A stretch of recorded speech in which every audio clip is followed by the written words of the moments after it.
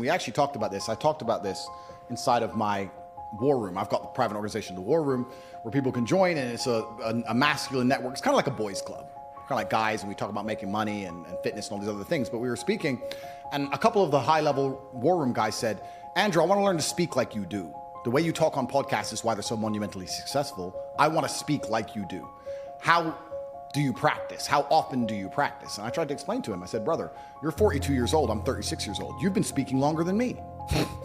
So it's not about practice. The difference between you and I is I pay attention and I make sure that I get feedback. So if I do a podcast, I will watch it back and write down every time I made a mistake or every time I could have used a different word. I will sit there and actually analyze my work to get better. You reflect. I reflect. If you don't reflect and you just speak, you stay shit. Reed told me, he goes, I've never met a man, and by the way, I didn't even notice about this. Like, have you ever seen, like, something you do all the time, you just don't even notice it, and then somebody tells you and it fucks you up, you're like, oh damn, dude, I do that. I over-reflect a lot. But here's the thing, dude.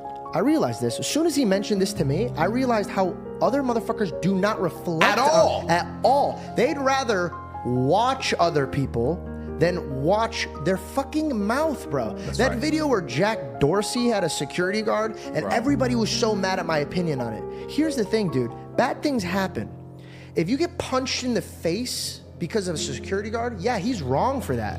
But why the fuck are you talking up to a dude 8 times your size when he's angry? Do you have no common sense? Have you never been punched in the face before? 100%. You didn't try to de-escalate it. You were talking and getting mouthy. Some people need to get hit in the face for them to understand. Abrasive. Yeah. It's true. Some people only learn the hard way, especially men.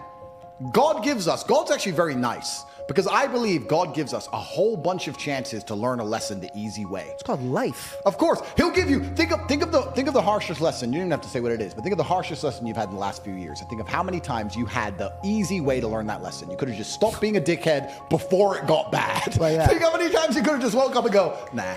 But we don't, do we? Nope. We wake up like, we got away with it. It's fine. And then bam, you get hit. There's only 2 ways to learn lessons: hard and harder. If you're smart, you take it the hard way. Real idiots take it the hardest way. But there's no easy way to learn lessons.